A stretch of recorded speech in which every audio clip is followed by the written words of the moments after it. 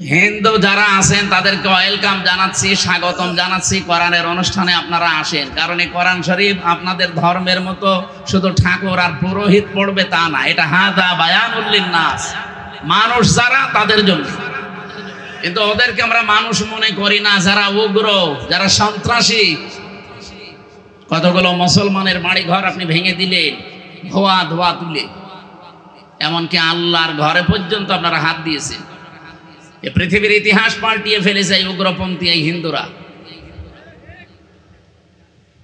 এই জন্য তামাম দুনিয়া তাদেরকে ঘৃণা করে।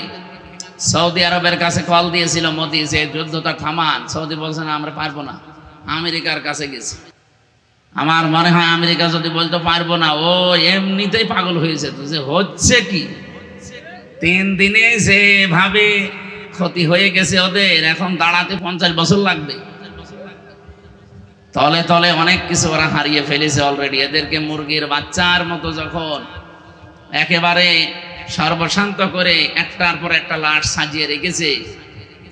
পৃথিবীতে সবচাইতে বেশি ভয় যারা উগ্র হিন্দু মুশরিক, যারা শিরিকে ব্যস্ত, এই মানুষগুলো সবচাইতে বেশি মৃত্যুকে ভয় করে। এটা আমি বানালাম, আমি নিজে দেখেছি, এবং কোরআনেরও এই কথা, ওয়ালা তাজিদান্নাহুম আহরাসান নাসি আলা হায়াতি ওয়া মিনাল্লাযিনা আশরাকু। হে নবী, লামে তাকিদ নুনে সাকিলা দিয়েছি, অবশ্যই আপনি দেখতে পাবেন এই পৃথিবীতে যারা মুশরিক, জীবনের প্রতি সবচাইতে বেশি আশঙ্কা এবং আসক্তি তাদের বেশি। আমাকে যখন এই 17, 18, 19, 20 সালে এলাকায় ঢুকতে দিত না, অধিকাংশ সময় আমি ভারতে থাকতাম। কলকাতা, আসাম, মিজোরাম, ত্রিপুরা দিয়ে বহু জায়গা আমি ঘুরেছি, ওদের সাথে মেশার সুযোগ আমি পেয়েছি। আমি দেখেছি সবচাইতে বেশি ভয় করে তারা মরণকে। যদি কোনো মুশরিককে আপনি একটু ভয় দেখাতে পারেন, এই মেরে ফেলবো, কিন্তু ও আপনাকে বাপ না দুলা ভাই ডাকবে। এখানে যখন একটা একটা করে মরে যাচ্ছিল, তখন কিন্তু ভয় পেয়ে গেছে যে হচ্ছে কি। আর পাকিস্তানের যে সৈন্যগুলো এসেছিল, এরা মরণের ভয় না, লিখিত সই দিয়ে এসেছিল যে আমরা বুনিয়ানুম মারসুস, সীসা গলা প্রাচীরের মতো ঐক্যবদ্ধ হয়ে সই করে সিগনেচার দিয়ে তারপরে তারা আল্লাহর নামে বিদায় নিয়েছে যে আমি মরবো না হয় মারবো। কোরআনে কারিমে আল্লাহ এই আয়াতই দিয়েছেন এইভাবে, ইউকাতিলুনা ফি সাবিলিল্লাহি ফায়াকতুলুনা ওয়া ইউকতালুন। তারা লড়াই করে, সংগ্রাম করে আমার আল্লাহর রাস্তায়, হয় মারে নাই মরে। আগে মরে তারপরে মারে, কথা আল্লাহ দেননি, আগে মারে এরপরে মরে। আপনি যদি না মারতে পারেন মরবেন কিভাবে? এই জন্য মারা লাগবে আগে, এরপরে মরার কথা। আর আমরা যদি আগেই মরে যাই, এই জন্যই তো 54 বছর আমরা দাঁড়াতে পারি না।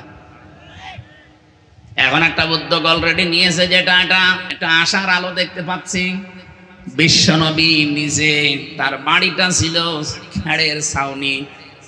আপনি দেখেছেন, ইতিহাস পড়েন, সিরাত ইবনে হিশাম, নবীজির বাড়ি ঘর ছিল খেজুর পাতার পাটি দিয়ে, কিন্তু বাড়ির সামনে সব সময় 24 ঘন্টা 9টা ঘোড়া বাঁধা থাকতো। এই ঘোড়াগুলো খেলা করার জন্য বেঁধে রেখেছিলেন। আজ বিশ্বের 57টা দেশ মুসলিম। আমরা যদি সত্যি এগিয়ে যেতে পারতাম ওদের মতো একটু, কোরআনে কারিমে আমার আল্লাহ সূরা আনফালের 60 নম্বর আয়াতে জানিয়েছেন, ইন্না ইদ্দাতা ওয়া আ'ইদ্দু লাহুম মাস্তাতা'তুম মিন কুওয়াতি ওয়া মির রিবাতিল খাইলি তুরহিবুনা বিহি আদুওয়াল্লাহি ওয়া আদুওয়াকুম ইলা আখির আয়াত। আল্লাহ পাক বলেন, প্রস্তুতি নাও, প্রস্তুত রাখো। ঘোড়ার কথা এখানে আছে। ওই জামানায় যেহেতু যুদ্ধ ঘোড়া দিয়ে হতো, এই জন্য আল্লাহ খয়েল দিয়েছেন। তাফসিরে খয়েলের ব্যাখ্যা শুধু ঘোড়া, এখন আপনি আধুনিক তাফসিরে পাবেন না। ঘোড়া মানে এখন, খয়েল মানে এখন অ্যাটম বোম, খয়েল মানে এখন কম্পিউটার, খয়েল মানে এখন এই যে আধুনিক যে সমস্ত অস্ত্র শস্ত্র বের হচ্ছে, এইগুলো হে নবী, ওরা ইসলাম ধ্বংস করার জন্য যেগুলো ব্যবহার করছে আপনি উল্টিয়ে ওইটা ইসলামের পক্ষে কাজে লাগান। পাকিস্তান যতটুকু শক্তি উপার্জন করেছে, ইরান যতটুকু করেছে, তুরস্ক যতটুকু করেছে, বিশ্বের 57টা মুসলমান দেশ যদি এইভাবে এগিয়ে যেত, এই 54 বছরে আমাদের প্রতিবেশী নামে কলঙ্ক এরা আমাদেরকে দাবিয়ে রাখতে পারতো না। এজন্য আমাদের উচিত 18 কোটি মানুষ, আমার মনে হয় এখন দরকার হয় 3 বেলার জায়গায় 2 বেলা খাওয়া দরকার। 1 বেলার টাকা বাঁচান, রাষ্ট্রে জমা দিয়ে অন্তত রাষ্ট্রকে একটু স্বনির্ভর, একটু শক্তিশালী করে গড়ে তুলেন। 500টা যদি আমরা এরকম নামি দামি রাফায়েলের মতো জিনিসপত্র কিনে রাখতে পারি, ওদিকে আমাদের 53-54 বছরে যাদের সাথে আন্দাজে শত্রুতা করে আসি, তাদের দোষ ছিল, সেগুলো 71 সালে মিটে গেছে। এই মানুষগুলো এবং এখানে এরা আর আশপাশে মুসলিম দেশগুলো সত্যি যদি একটু অ্যাক্টিভ হয়ে থাকে, আমি মালয়েশিয়া দেখলাম 2004 সাল থেকে তারা দাঁড়িয়ে গেছে। সিঙ্গাপুরে যারা আছে, একটা জোলা এলাকা, মাছ ধরে খায়, চারিদিকে সাগর, অথচ দেশটা দাঁড়িয়ে গেছে। আমরা 54 বছরে দাঁড়াতে পারি না, ওরা মাত্র 2004 সাল থেকে 25-21 বছরে দাঁড়িয়ে গেল। আজ বিশ্বের ভেতরে 10টা দেশ যদি কেউ গণনা করে, সিঙ্গাপুরকে 10 নম্বরে রাখা লাগবে। উন্নত বিশ্বের সাথে তাল মিলিয়ে মালয়েশিয়া দাঁড়িয়ে যায়, থাইল্যান্ড দাঁড়িয়ে যায়, আমরা কোথায় আছি? আমি যে কথা আপনাদেরকে বোঝাতে চাই এখান থেকে, এ বাংলার মুসলমানেরা, আল্লাহ পাক আমাদেরকে কোরআনে কারীম যেহেতু শুধু প্রচারের জন্য, শুধু পড়ার জন্য দেয়নি, এটা দাঁড় করানোর জন্যও দিয়েছেন, কায়েম করানোর জন্য, বিজয় করার জন্য। নবীজি আয়াতের পক্ষে একটা হাদিস বলছিলেন, মান ক্বারাআল কুরআনা, যে ব্যক্তি কোরআন শরীফ পড়ে। এটা আমি 3টা শব্দ নিয়ে কিন্তু আরম্ভ করেছি, শুধু কোরআন পড়লে না, পড়ার পরে আপনাকে এটা প্রচারে এগিয়ে আসা লাগবে। প্রচার মানে প্রসার করবেন, প্রচার করবেন, শিক্ষা দেবেন। শুধু নিজে পড়বেন তা না, পড়ার পরে এটা যখন প্রচারে লাগবেন, ইয়া আইয়ুহার রাসূল বাল্লিগ মা উনজিলা ইলাইকা মির রাব্বিক, হে রাসূল আপনি প্রচার করেন, তাবলীগ করেন, প্রচার করেন, প্রসার করেন, ছড়িয়ে দেন, ঘোষণা দেন, জানিয়ে দেন। কি জানাবেন? মা উনজিলা ইলাইকা মির রাব্বিক, যেটা আপনার রব আপনার প্রতি নাযিল করেছে, তার নাম কি? বলেন বলেন। সুতরাং কোরআনের প্রথম হচ্ছে ইকরা বিইসমি রাব্বিকাল্লাযী খালাক, পড়ো আগে, পড়ার পরেই দ্বিতীয় এটা প্রচার করো। 3 নম্বরে কোরআন শুধু প্রচার করলেই হয় না, নবী যে জন্য পড়ার পরের শব্দ দিয়েছেন, মান ক্বারাআল কুরআনা ফাস্তাযহারাহু, এখানে মাঝখানে ফা আছে, এর পরের শব্দ হচ্ছে এজহার। এখানে আমার মনে হয় অনেক মানুষ কথা বলবে, এজহার মানে স্পষ্ট করা, এজহার মানে প্রকাশ করা না। এজহারের আধুনিক অর্থগুলো আপনি দেখবেন তাফসিরে, এবং এই যে আধুনিক যারা ডিকশনারি লেখে, আরবিতে আধুনিক ডিকশনারিগুলো আমি বাইরের দেশগুলো থেকে এখন গিয়েছি, আমাদের দেশের সাথে আমি মিল পাইনি। কয়েকদিন আগে মালয়েশিয়া, কয়েকদিন আগে সৌদি আরব, এই সমস্ত দেশগুলোতে যে লাইব্রেরিতে, এমনকি বাহরাইনে, এই দেশগুলোর লাইব্রেরিতে ঢুকে আমি এই শব্দটার ব্যাখ্যা খুঁজছিলাম, দেখে আধুনিক কিছু পাওয়া যায় কিনা। হ্যাঁ, তারা দিয়েছে এজহার মানে শুধু বিজয়, এজহার মানে শুধুমাত্র প্রচার করা না, প্রকাশ করা না, স্পষ্ট করা না, এজহার মানে বিজয় করা। এজহার মানে আল্লাহর নবী এখানে জানাতে চেয়েছেন, যারা কোরআন পড়ে, কোরআন বোঝে, কোরআন প্রচার করে এবং কোরআনকে এজহার করার চেষ্টা করে, ফাহাল্লা হালালাহু ওয়া হারামা হারামাহু, এর ভেতরে হালালকে হালাল জেনে আঁকড়িয়ে ধরে আর হারামকে হারাম জেনে ছেড়ে দেয়। শব্দের দিকে খেয়াল করেছেন একটু? আমি আলেমদেরকে বলছি, 2 জায়গায় আপনি ফা ফেলেন। এখানে কোন শব্দ আল্লাহ যেমন খেলা করার জন্য দেয়নি, নবীজিও কোন শব্দ অনর্থক বলেননি। মান ক্বারাআল কুরআনা দেওয়ার পরে ফাস্তাযহারাহু না দিয়ে এজহার শব্দ দিয়ে আল্লাহর নবী কথা বলতে পারতেন। এত শব্দগুলো বৃদ্ধি করলেন কেন? ফাস্তাযহারাহু, এখানে তা আছে বেশি, ফা আছে বেশি। বাব অনুযায়ী আমরা জানি আর গ্রামারে যে শব্দের সংখ্যা মানে অক্ষর যত বেশি বেড়ে যায় তার গুরুত্ব তত বেশি বেড়ে যায়। এখানে আল্লাহর নবী শব্দগুলো বাড়িয়েছেন। ফাস্তাজাহারাহু, ফা শব্দের 19টা অর্থে ব্যবহার হয়, আমরা পেয়েছি বালাগাত মান থেকে। যারা বালাগাত মানতেক পড়ে বোঝায় দেখবেন ফা 19টার ভেতরে 13 নাম্বার কায়দায় লেখা আছে। বালাগাত মানতেকের 22 নাম্বার পৃষ্ঠা, চ্যাপ্টার 22 নাম্বার পৃষ্ঠায় দেখেন 13 নাম্বার কায়দা। আমি যা পড়ি কোট করে রাখি। 13 নাম্বার কায়দায় লিখেছে এই পৃথিবীর ময়দানে যে শব্দ আপনি বলতে চান আগে পরে, আগেরটা বলার পরে যদি মাঝখানে ফা জুড়ে দেন তাহলে আগেরটা যেটা বললেন ওর ব্যাখ্যা ফা দিয়ে যদি জানাতে চান মাস্ট বি, ওটা ঘটবে। মান কোরআন, কোরআন দেওয়ার পরে নবীজি থেমে যেতে পারতেন। যে ব্যক্তি কোরআন পড়ে, হ্যাঁ কোরআন পড়লেই তো সওয়াব হয়, এক একটা অক্ষরে 10টা নেকি, নবীজি ফজিলের কথা বলতে পারতেন। কেন নবীজি কথা বাদ দিয়ে হঠাৎ আলোচনার ধরনই পাল্টিয়ে ফেললেন? যে ব্যক্তি কোরআন পড়ে, পড়ার পরেই তিনি বললেন ফাস্তাজাহারাহু, এবং একে এজহার করার চেষ্টা করে। আমি এজহারের ব্যাখ্যা যেটা বললাম এটা আধুনিক ব্যাখ্যা। আগের যারা হাদিসের ব্যাখ্যা লিখেছে তাদের হয়তো আপনি দেখবেন এজহার মানে তারা কোরআনে কারিমকে এখানে স্পষ্ট করা অথবা কোরআনে কারিমকে কায়েম করা এরকম কিছু লিখেছে। আধুনিক ব্যাখ্যা যারা দেয় তারা লিখেছে ফাস্তাজাহারাহু মানে কোরআনকে বিজয় করা। কারণ কোরআন বিজয় যদি না হয় পরের 2টা শব্দ আপনি দুনিয়ায় কার্যকর অবস্থায় দেখতে পাবেন না। আমি কি বলছিলাম, আগের শব্দকে বোঝানোর জন্য পরে যেটা আল্লাহর নবী বা আল্লাহ জানাবেন ওখানে মাঝখানে ফা দিয়ে জানাতে চান যে পরের এই শব্দগুলো যদি কেউ মানতে চায় আগের অবস্থার সাথে মিল করা লাগবে। কোরআন পড়ে আর কোরআনে কারিমকে যারা বিজয়ী করার চেষ্টা করে, কোরআন যদি বিজয়ী হয়ে যায় তাহলে হালালকে হালাল, হারামকে হারাম মানা সহজ। আর কোরআন যদি বিজয় না থাকে হালালকে হালাল জেনেও আপনি মানতে পারবেন না, হারামকে হারাম জেনেও আপনি ছেড়ে দিতে পারবেন না। এমন জায়গা বাংলাদেশে ছিল না? এই কথা নাম ধরা লাগবে। কোরআন যেহেতু 54 বছর আমরা বিজয়ী শক্তি হিসাবে দেখতে পাইনি, এজন্য আমরা চেষ্টা করলেও হালালকে হালাল জানার পরও আঁকড়িয়ে ধরতে পারি নাই। এমন জায়গা ছিল না? এই কথা বলে না কেন ভাই? এমনকি হারামকে আমি দেখছি হারাম, জানছি হারাম, ছেড়ে দেওয়া সম্ভব হয়নি, এমন জায়গাও ছিল।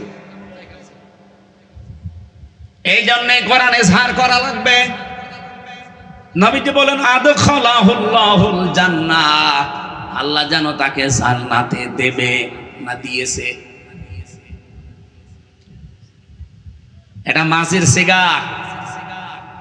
আদখালা ইদখিলু, নবীজি যদি মোজারে দিতেন তাহলে বর্তমান ভবিষ্যৎ প্রেজেন্ট ফিউচার শব্দ নিয়ে আসতে পারতাম। আদখালা দিয়ে নবীজি জানিয়েছেন আদখালাহুল্লাহুল জান্নাহ, আল্লাহ যেন তাকে জান্নাতে দিয়েই দিয়েছে। আমার প্রশ্ন হচ্ছে, মানুষ কি এখন আমরা মারা গেছি? বলেন বলেন, আমি জান্নাতে যাব কি করে? আমি তো মরবো আগে, এরপরে তো জান্নাতের প্রশ্ন। নবীজি যে আদখালা দিয়ে দিলেন।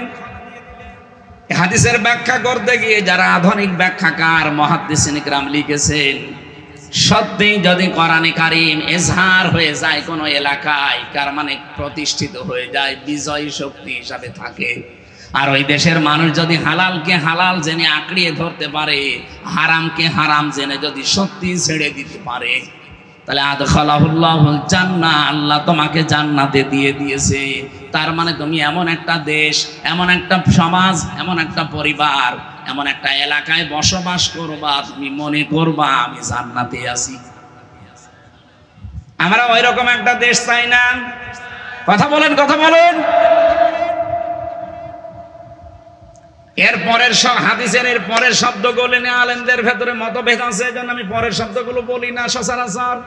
আশাফাহু ফি আশারাতিন মিন আহলি বাইতিহি, এ পর্যন্ত ঠিক আছে, যে সুপারিশ করে সে আহল পরিবারের 10 জন মানুষকে আল্লাহর জান্নাতে নেবে। কাদের? ওয়াজাবাত লাহুন নার, কুল্লুহুম কদ ওয়াজাবাত লাহুন নার, যাদের প্রত্যেকের উপরে জাহান্নামে যাওয়ার ফয়সালা আল্লাহ দিয়ে দিয়েছিল। আপনি কত বড় কথা চিন্তা করলেন যে জাহান্নামে আপনি যাবেন। এরকম মানুষকেও যারা কোরআনে কারিম পড়ে, কোরআন যারা বোঝে, কোরআন যারা প্রচার করে, কোরআন যারা এজহার করার জন্য, বিজয় করার জন্য সমাজে চেষ্টা চালায়, এই মানুষগুলো যখন হালালকে হালাম জেনে মারবে, হারামকে হারাম জেনে ছেড়ে দেওয়ার পরিবেশ পেয়ে যাবে, কত জান্নাতে যাবে। এমনকি 10 জন মানুষকে এসে জান্নাতে নিয়ে যাওয়ার উপযুক্ত হয়ে যাবে। বলেন সুবহানাল্লাহ।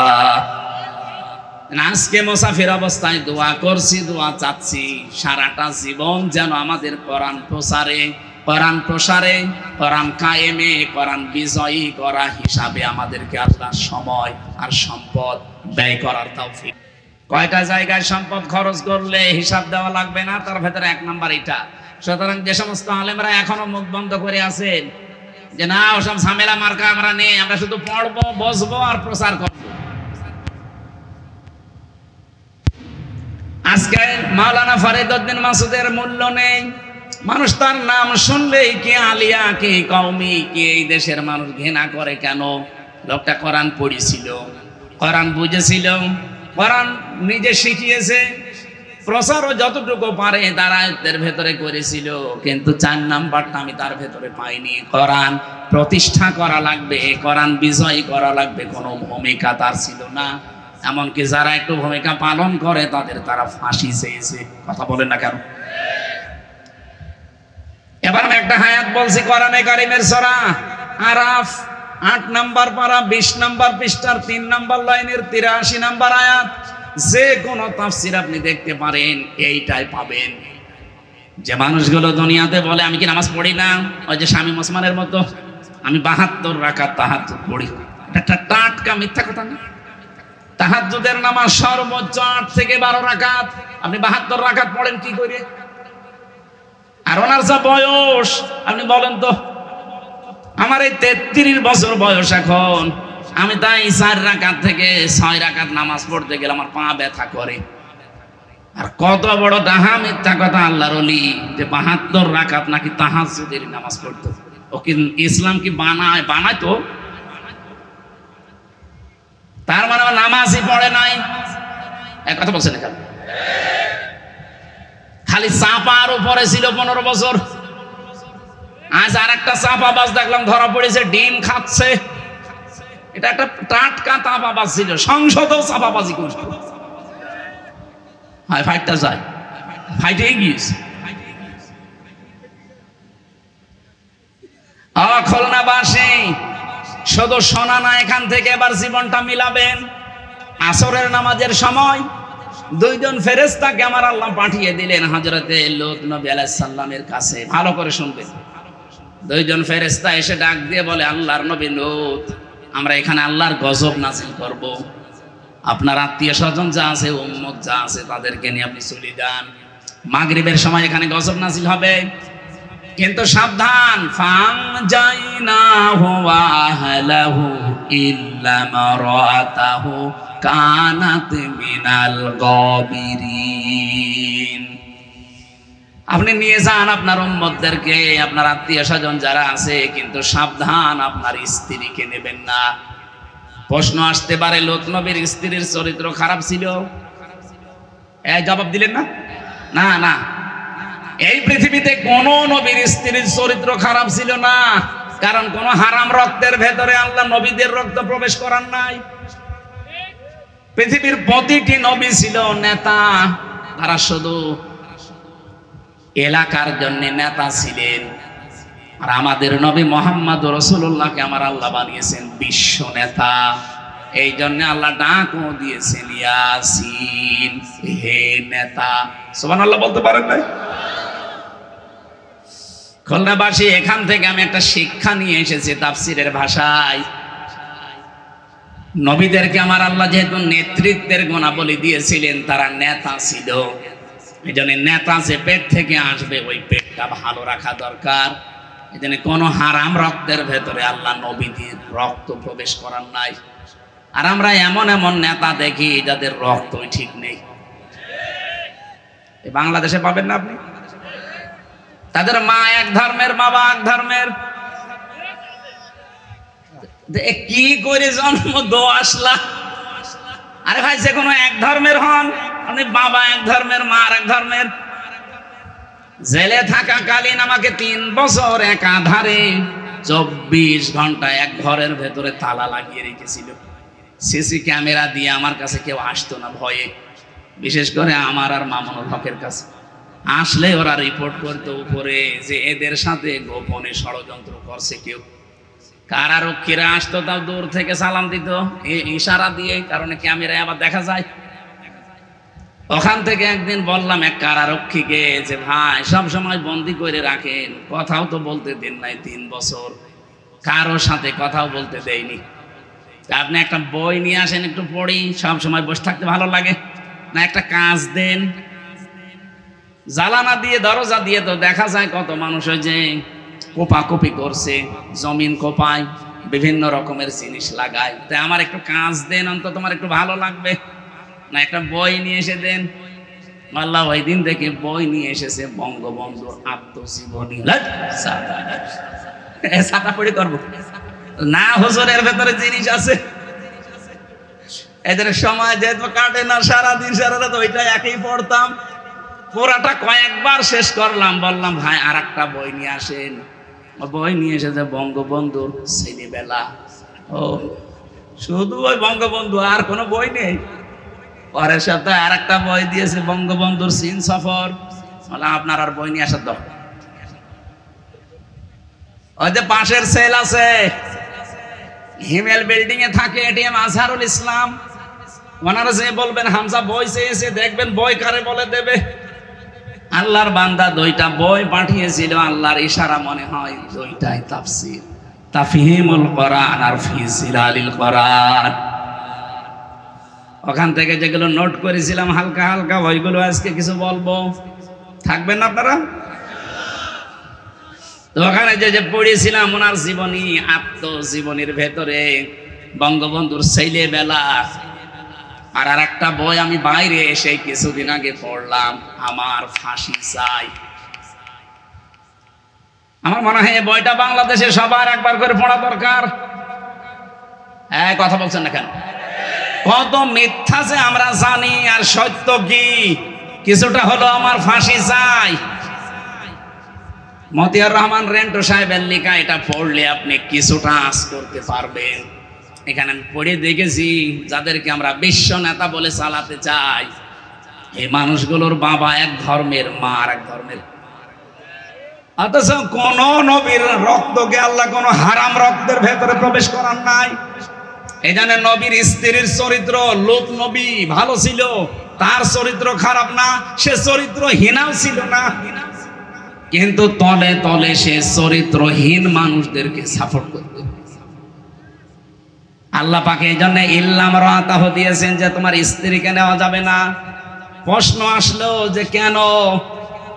আমার স্ত্রী তো ভালো, সে চরিত্রহীনা না, সে চরিত্র খারাপও তার না, কিন্তু চরিত্রহীনদেরকে সাপোর্ট করার কারণে আল্লাহ তাকেও ধ্বংস করে দিলেন।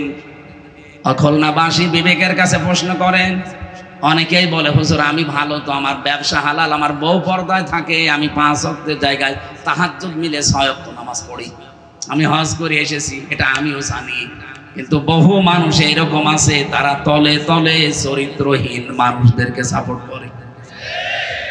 এ খুলনায় নেই? বলেন,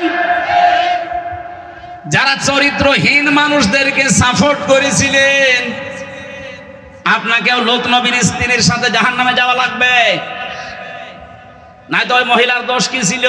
সে তো নিজে ভালো, কিন্তু একজন খারাপ মানুষকে সাপোর্ট করে যদি জাহান্নামে যায়, সামনে যে সময় আসতেছে ঈমানের উপরে পরীক্ষা আসবে, যাই আসুক না কেন আমরা কোনো খারাপ মানুষকে সাপোর্ট করব না, রায় দেব না। মাইয়াশফা শাফাআতান হাসানাতাই ইয়াকুল্লাহু নাসিবুম মিনহা ওয়া মাইয়াশফা শাফাআতান সাজ্জিআতাই ইয়াকুল্লাহু কিফলুম মিনহা ইলা আখিরি আয়াত। এটা সূরা নিসা 85 নম্বর আয়াতে আছে, 5 নম্বর পারার 10 নম্বর পৃষ্ঠার 11 নম্বর লাইনে আছে। তাফসিরে ফি জিলালিল কোরআন এই ব্যাখ্যাটা পাবেন। কোন মানুষ যদি দুনিয়ায় একটা ভালো কাজে সাপোর্ট করে, সুপারিশ করে, রায় দেয়, ভোট দেয়, সমর্থন জানায়, পেছনে থাকে, ওই লোকটা ভালো কাজ করে যা পাবে আপনি শুধু সাপোর্ট করে তাই পাবেন। বাড়ি যায় বলবেন সুবহানাল্লাহ।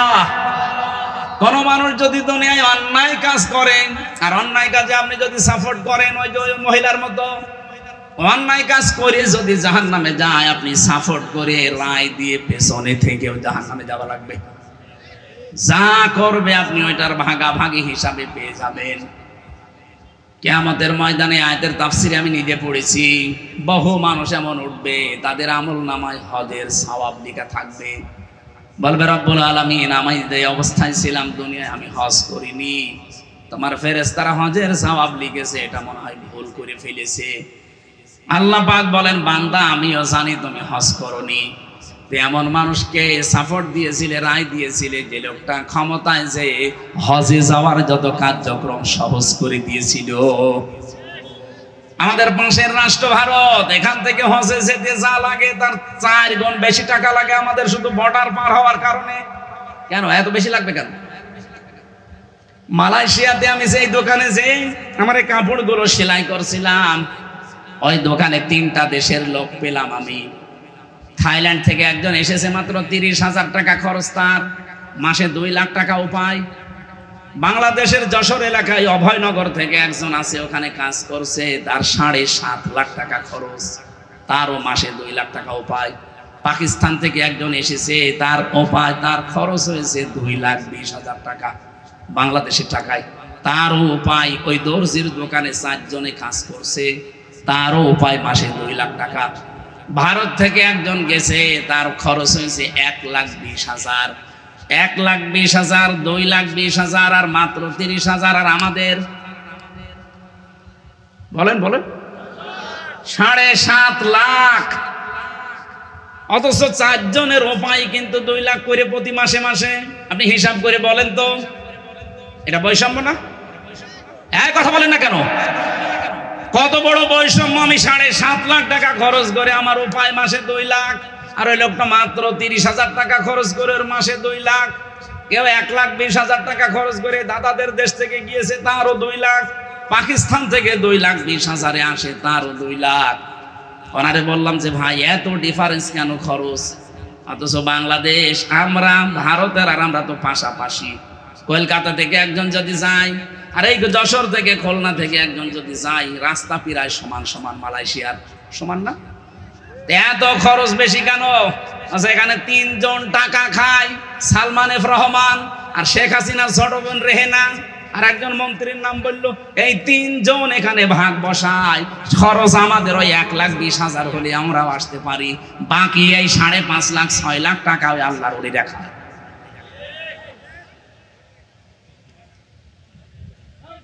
হাসিনার সাওয়াল বিদেশে পড়তে 450 কোটি টাকা খরচ করেছে।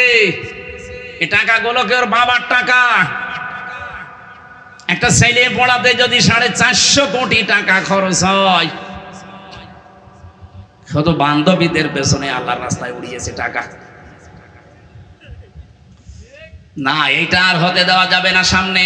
এই জন্যই তো কালাম ভাই এই কথাই তুলে ধরেছিলেন, আরে ভাই আপনি এমন মানুষকে কেন সাপোর্ট করবেন যে লোকটা ক্ষমতায় যে 620টা বাড়ি বানাবে? জনগণের জন্য যদি এই লোকটা কাজ না করে, ঘাড়ে ধাক্কা দিয়ে বের করে দেবেন, কোনো অসুবিধা নেই।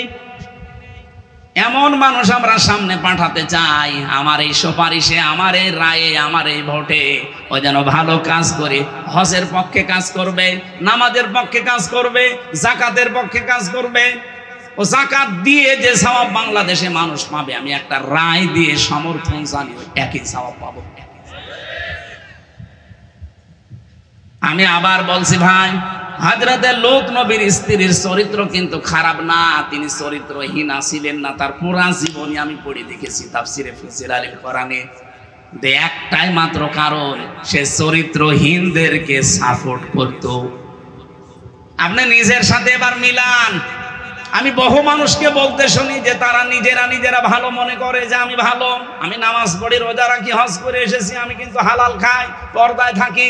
আরে ভাই, আপনি এমন মানুষকে সাপোর্ট করেন, এমন মানুষের পেছনে থাকেন যার চরিত্র ভালো না। কথা বলেন। যে লোকটা চাঁদাবাজির সাথে জড়িত, যে লোকটা মদ খায়, রাত 9টার পরে যে লোকটার মাটিতে ঠিক মতো পা পড়ে না, রিকশা ছাড়া বাড়ি যেতে পারে না, এমন মানুষ বাংলাদেশে ছিল না? আমি আপনাকে বাঁচাতে চাই। ফান যাইনা হুয়া আহলাহু ইল্লা মারাতাহু কানাত মিনাল গাবিরিন। এই আয়াত কিন্তু কিয়ামতে আপনার বিপক্ষে যাবে। এজন্য আমরা সাবধান এখন থেকে। এমন মানুষকে সাপোর্ট করা যাবে না, পেছনে থাকা যাবে না যে এই লোকটার চরিত্র আসলে ভালো না। আপনি যাই মনে করেন না কেন, এটা যদি আপনার কাছে দুনিয়ার কথা মনে হয়, হ্যাঁ এটাই দুনিয়ার কথা। এটা যদি রাজনীতির কথা মনে হয়, এইটাই রাজনীতির কথা। এটা যদি ধর্মের কথা মনে হয়, এইটাই ধর্মের কথা। আপনি না বুঝলেও আমি যেহেতু বুঝেছি, কোরআন তাফসীর পড়ে আমি বোঝালাম, আপনি এখন চেষ্টা করেন বোঝার। সূরা আরাফের 83 নম্বর আয়াতটা আপনি নিজের জীবনে মিলাবেন। লূত নবীর মতো এত বড় দামি নবীর স্ত্রীকে আল্লাহ ক্ষমা করেন না, আর আপনাকে আল্লাহ মাফ করে দেবে। কিছু লোক উঠবে, আমলনামায় জেল লেখা থাকবে জেনার গুনাহ। লোকটা বলবে, আল্লাহ ফেরেশতারা ভুল করেছে, আমি তো জীবনেও জেনা করিনি। আল্লাহ বলেন, আমি জানি জেনা তুমি করনি, আমি জানি, কিন্তু এমন মানুষকে রায় দিয়েছিলে, এমন মানুষের পেছনে স্লোগান দিতে থাকতে, যে লোকটা ক্ষমতা পেয়েছেন আর লাইসেন্স দিয়েছিল, এ দেশে দেয়নি। কথা বলেন। আজ সুর তুলছে, সেনা যারা করছে পতিতালয়ে, তাদেরকে শ্রমিকের মর্যাদা দেওয়া লাগবে। আরে ভাই, শ্রমিকের মর্যাদা যদি তাদেরকে আপনি দিতে চান, কিছুদিন পরে ডাকাত বলবে যে আমাদেরকেও শ্রমিকের মর্যাদা দিন, কারণ আমরাও কাজ করে খাই। কি ডাকাতি করা শ্রমের কাজ না?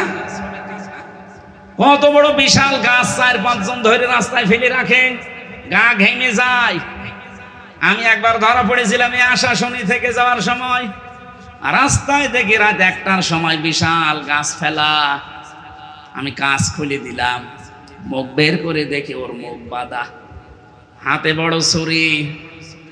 ওর দৃশ্য দেখে আমি ভয়ে টাকা আগে বলছি নিন।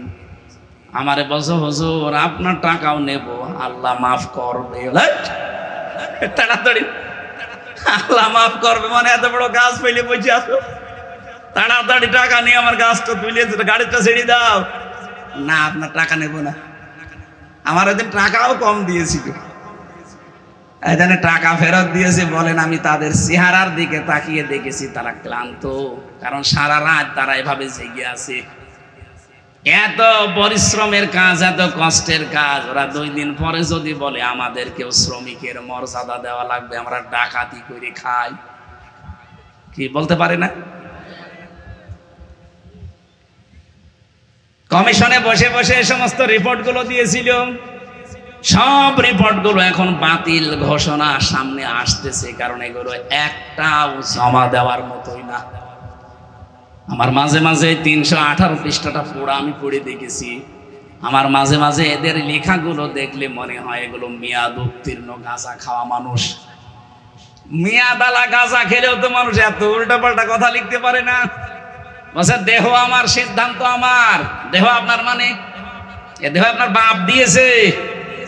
আপনার বাবা মার তো দায়িত্ব ছিল শুধু বিছানায় থাকা, বাকি যা করার কে করেছে? বলেন বলেন। ফালিয়ানজুরিল ইনসানু মিম্মা খুলিকা মিম্মা দাফিকি ইয়াখরুজু মিন বাইনিস সুলবি ওয়াত তারাইব। রব্বুল আলামিন জানিয়েছেন মানুষকে একটু গবেষণা করে না, নজর করে না, ভালো করে দেখে না। নাসারা মানে গবেষণা করে দেখা। একটু চিন্তা ভাবনা করে কি মানুষ দেখে না যে কি জিনিস দিয়ে আমি তারে বানালাম? বাবার স্ফলিঙ্গ দিয়ে দ্রুত গতিতে বের হয়ে যাওয়া ওই নাপাক পানি দিয়ে আমি আল্লাহ তাকে বানিয়েছি। এখানে আমার আল্লাহ একটা মজার শব্দ ব্যবহার করেছেন, সলবন আত-তারাইব। তাফসীরে দেখেছি সলবন বলা হয় পুরুষের লজ্জা স্থানকে, এটা 1 বচন দিলেন আল্লাহ। আর তারাই বেটা মেয়েদের লজ্জাস্থান বলার সময় আল্লাহ বহু বচন দিয়েছেন। মুফাসসির লিখেছেন এই জন্য আমার আল্লাহ এক বচন আর বহু বচন দিলেন, কারণ দুনিয়াতে সন্তান নিয়ে আসার জন্য বাবার চাইতে মায়ের কমপক্ষে 3 গুণ কষ্ট বেশি হয়। 10 মাস 10 দিন পেটে রাখার এই কষ্ট দুনিয়ার কোনো বাবা আজ পর্যন্ত টের পেয়েছে? বলেন বলেন। আরে টের পাবেও না কোনোদিন। 2 নম্বরে পৃথিবীতে নিয়ে আসার যে কষ্টটা ডেলিভারির, এটা আজ পর্যন্ত কোনো বাবা টের পায়নি, এটা টের পেয়েছে কে? মা। 3 নম্বরে 2 বছর পর্যন্ত কমপক্ষে তারে দুধ খাওয়ানো লাগে, যদিও দুধ খাওয়ানোর দায়িত্ব মায়ের না। দুধ খাওয়ার দায়িত্ব কার? আল্লাহ। আল্লাহ দুধ খাওয়াবে? কোথায় আছেন আপনি?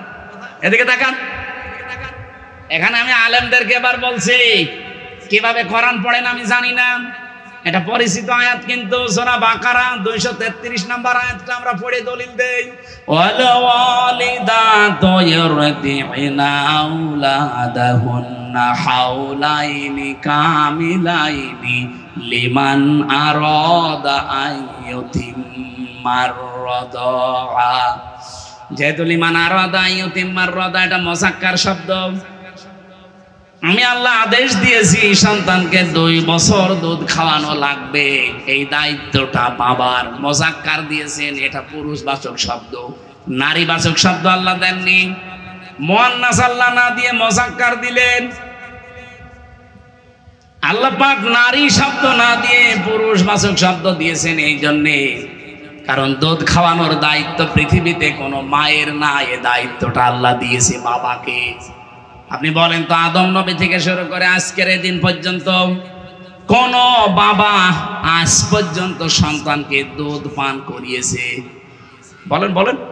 তাহলে আয়াতটা আপনি কিভাবে ব্যাখ্যা করবেন করেন তো? এত বাস্তবতার সাথে মিলছে না। আল্লাহ বলছেন আমি দায়িত্ব দিয়েছি দুধ খাওয়ানোর, এটা পুরুষের। লিমান আরাদ এটা মুযাক্কার শব্দ, লিমান আরাদা আইয়ুতিম্মার রাদা এটা মুয়ান্নাস না, মুযাক্কার। আপনি মিলাবেন কি করে? আপনি বলেন। বাবার দায়িত্ব এটা মায়ের না। মা যদি দায়িত্ব পালন না করে দুধ খাওয়ানোর মায়ের গুনাহ হবে না। কথা বুঝতেছেন?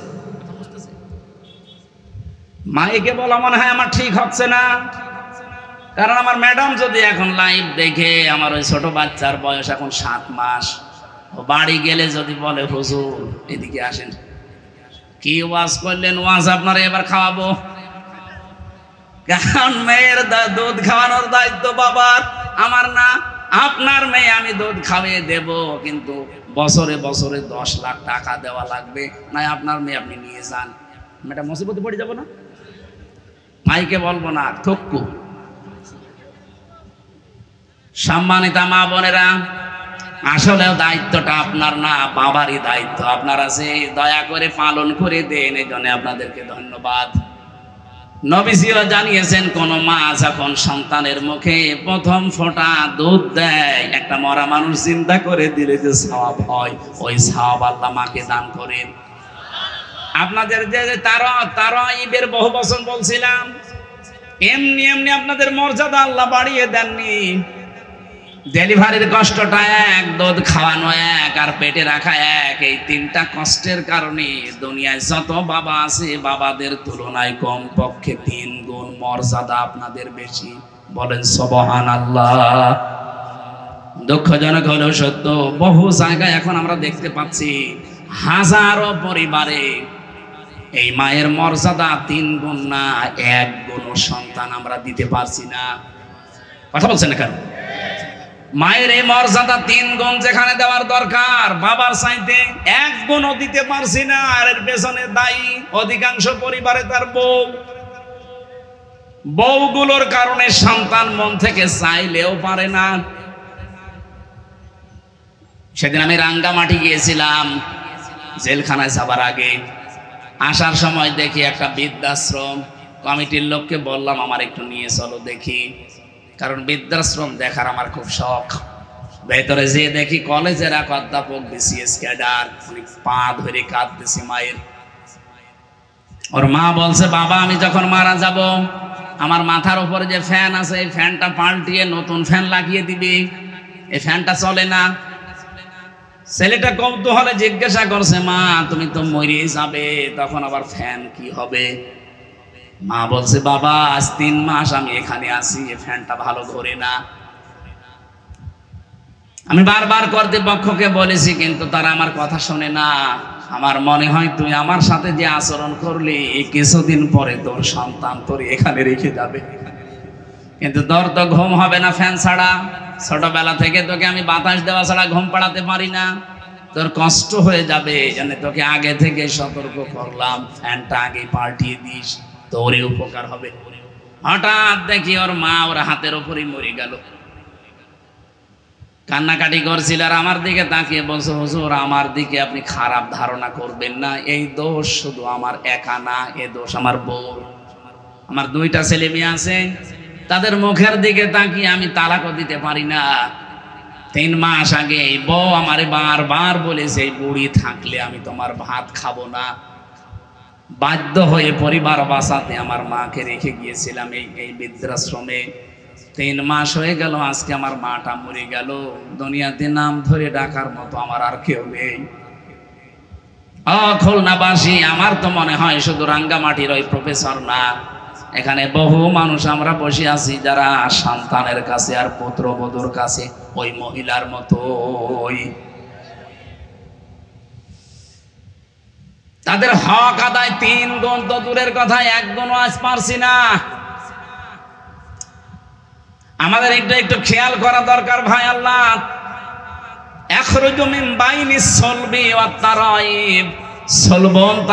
এমনিতেই দেয়নি এগুলো।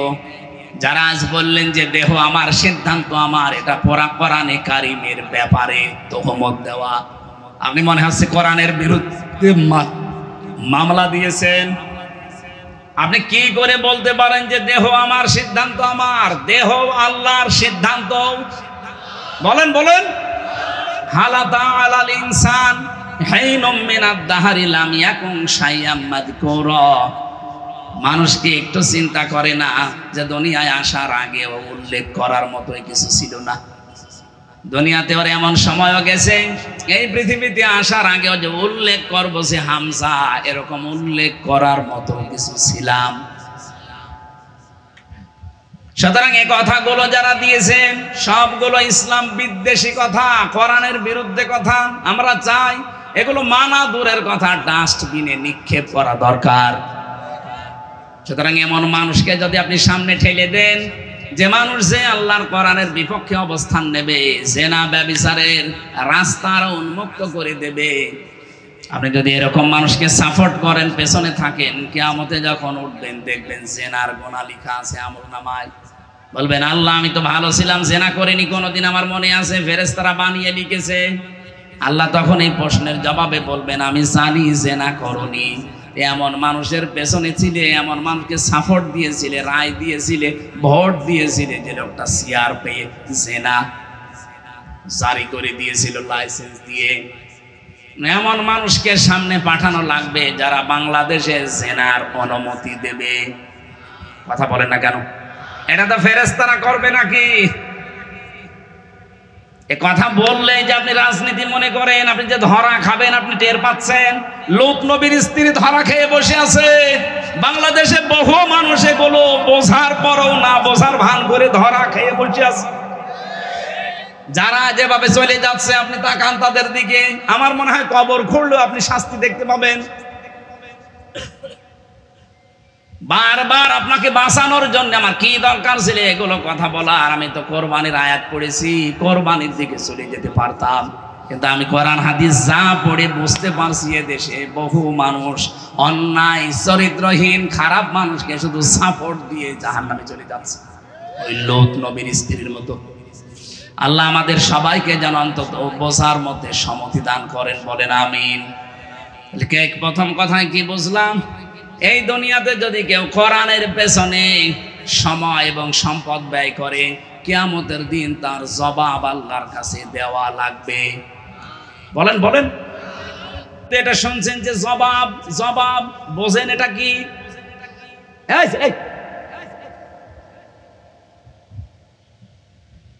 এই শব্দটা যে কত কঠিন।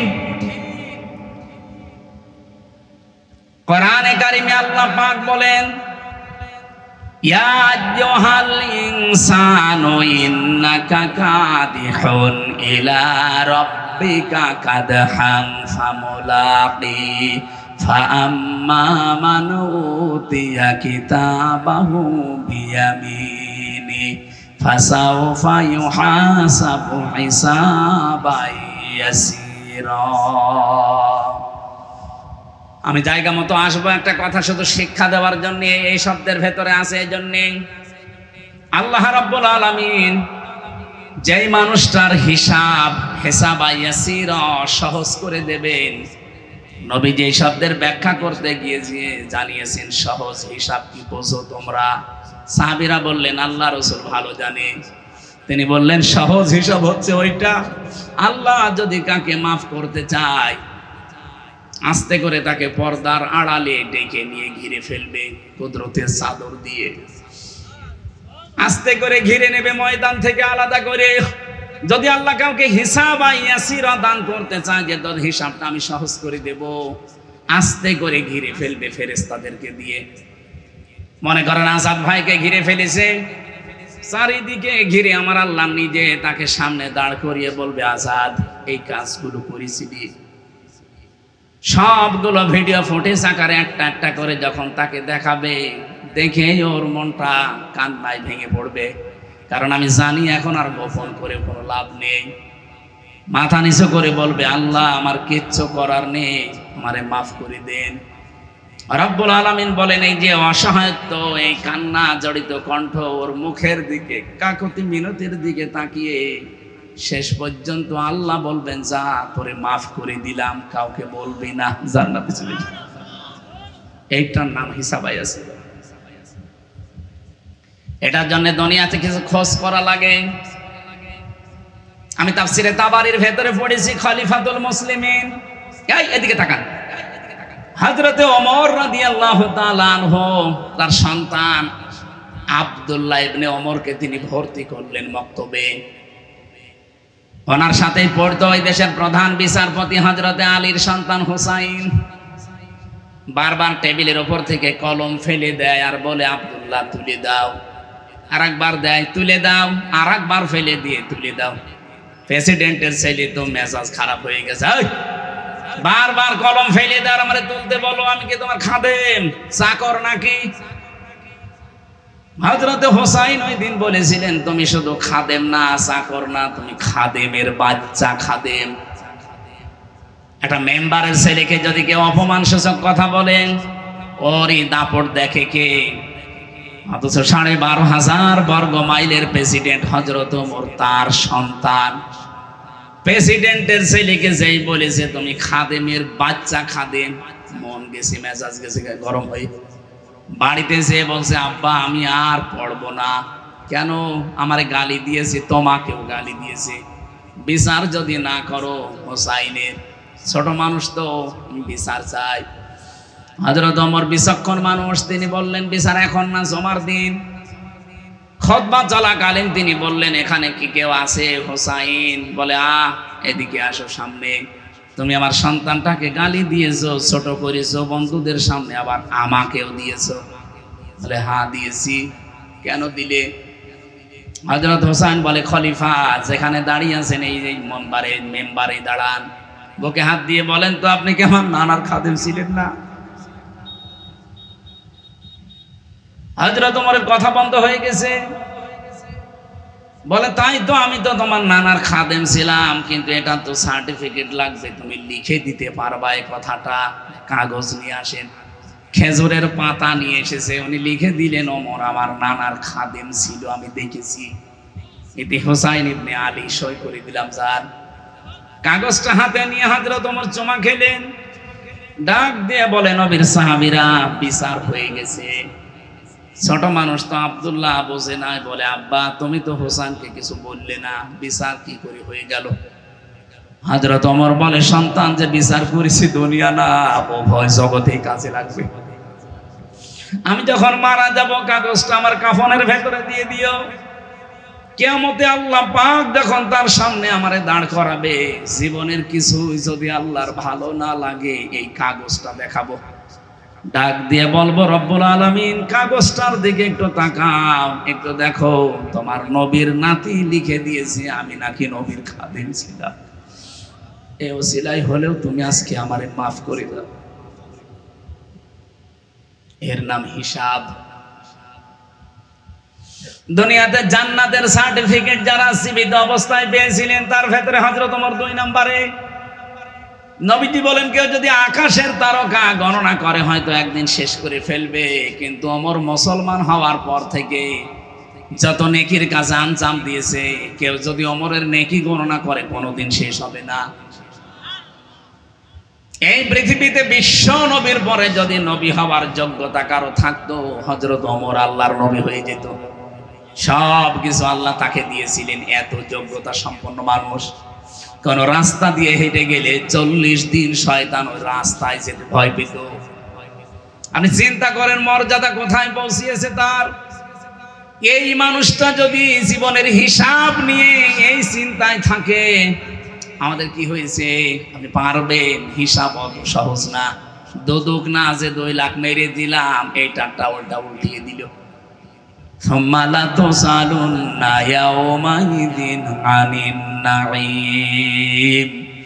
আল্লাহ প্রতিটি নিয়ামতের পুঙ্খানুপুঙ্খানু জিজ্ঞাসা করবেন।